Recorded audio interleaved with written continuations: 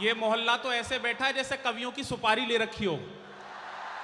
Sir आपको भी तालियां बजानी है। और जो ये भैया आप भी बैठो, आप भी अपने कच्चे बादाम कहीं टिकाओ। हाँ, बहुत आवश्यक है। वो पीछे से 4 लड़कियां मुझे घूर रही हैं। उनको नहीं, उनको ऐसा लग रहा है जैसे मैं उर्फी जावेद का रिश्तेदार हूं। वो इसी भ्रम में। हाँ सर, इतनी करीब बताओ, मुझे ऐसा लग रहा है कि इस घर के बिग बॉस आप ही हो। सब लोग बैठ जाएंगे तो बहुत अच्छा लगेगा। मैं आप सबका आभार व्यक्त करता हूं। इस साल 2 मालाएं पड़ी। पहली मेरी पत्नी ने पहनाई और दूसरी आदरणीय सर ने पहनाई। दूसरी वाली ज्यादा सही थी, क्योंकि नर को माला नर पहनाए, ये भी अजब सलीका है। तैयार है ना जो समझे? नर को माला नर पहनाए, ये भी अजब सलीका है। जनसंख्या कम करने का ये सबसे गजब तरीका है। ये बने रहना चाहिए। बहुत अच्छा। मैं जब से आया हूं, दद्दू मुझे बार बार फैशन में ला रहे हैं। बोले मैं उस दिल्ली से आया हूं जहां नेता पाए जाते हैं। मैं उस दिल्ली से आया हूं जहां नेता पाए जाते हैं। मैंने जो दादा को जवाब सही दिया हो तो मुझे शुरू कर देना। मैंने कहा दद्दू, मैं उस उत्तर प्रदेश में रहता हूं जहां बुलडोजर पाया जाता है। सबको बजानी है सर, तालियां वालियां बजा के ही काम शुरू होगा। मैं सच बता रहा हूं, मैं इस मंच का सबसे होशियार कवि हूं सर। मैं कौन बनेगा करोड़पति में गया, अमिताभ बच्चन जी ने मुझसे पहला सवाल पूछा। बोले बहुत बड़े कवि हो, श्रद्धेय कुमार विश्वास जी का सानिध्य मिल जाता, उनके साथ पढ़ लेते हो। ये बताओ विश्व में सबसे ज्यादा भाषाएं किसे आती हैं? आदरणीय कुलाधिपति सर बैठे हैं। सर मैंने बताया अमिताभ बच्चन जी को कि विश्व में सबसे ज्यादा भाषाएं हमारे मुख्यमंत्री योगी आदित्यनाथ जी को आती है।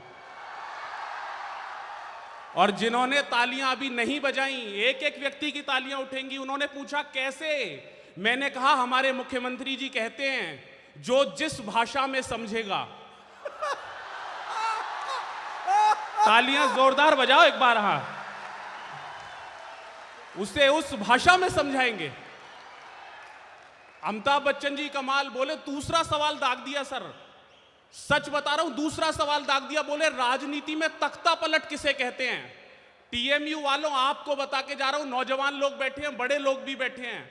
अमिताभ बच्चन जी ने मुझसे पूछा राजनीति में तख्ता पलट किसे कहते हैं?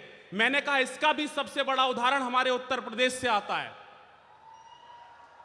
उन्होंने कहा समझाओ। मैंने कहा सर समझा रहा हूं, राजनीति में तख्ता पलट का मतलब है पहले हमारे उत्तर प्रदेश के मुख्यमंत्री थे अखिलेश यादव, AY,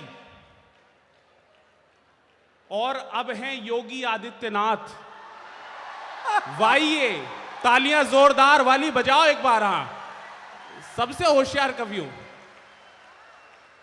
सच बता रहा हूं। तुरंत तीसरा सवाल कर दिया अमिताभ बच्चन जी ने। बोला ये बताओ पिछले 10 सालों में कोरोना से भी तेज देश में क्या फैला? एक शब्द में उत्तर दूंगा, लेकिन जो समझेगा उसकी तालियां उठेंगी। उन्होंने पूछा ये बताओ कोरोना के बाद, कोरोना के से भी ज्यादा पिछले 10 वर्षों में क्या फैला? मैंने एक शब्द में उत्तर दिया, सर भाजपा। तालियां जोरदार वाली बजाओ, मैं शुरू हो रहा हूं। हाँ, और आदरणीय सर बैठे। सर मैं तो सोचता हूं मेरी पत्नी थोड़ी पॉलिटिकल माइंड की है, इस साल ही आई है।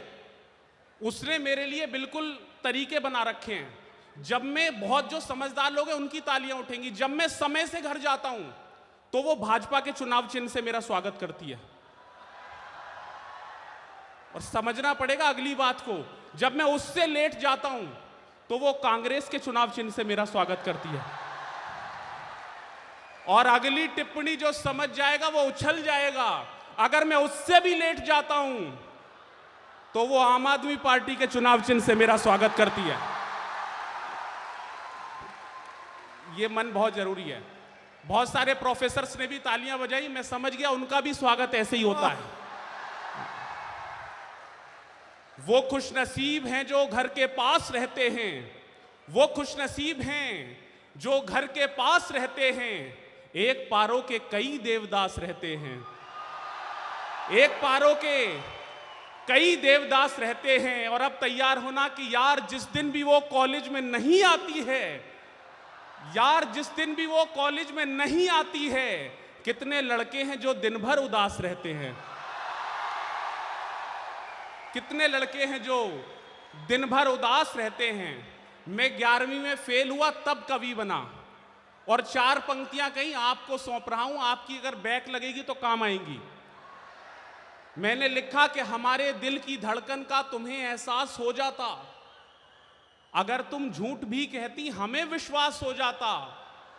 जो चौथी समझे उसकी तालियां हैं कि अगर तुम झूठ भी कहती हमें विश्वास हो जाता। हमारे फेल होने में तुम्हारा हाथ है जाना, अगर तुम पास में होती तो मैं भी पास हो जाता। अगर तुम पास में होती। मैं अपने एक दोस्त के साथ जापान चला गया, वहां एक भारत की लड़की बैठी हुई, एक चीन की लड़की बैठी हुई। मैंने केवल भारत की लड़की को देखा। मेरे दोस्त ने मुझसे पूछा, बोले तूने चीन की लड़की को क्यों नहीं देखा? मैंने अगर जवाब सही दिया हो और जो समझ जाए उसकी तालियां उठें। मेरे दोस्त ने पूछा, बोले तूने चीन की लड़की को क्यों नहीं देखा? मैंने कहा मैं सच्चा देशभक्त हूं, स्वदेशी अपनाओ।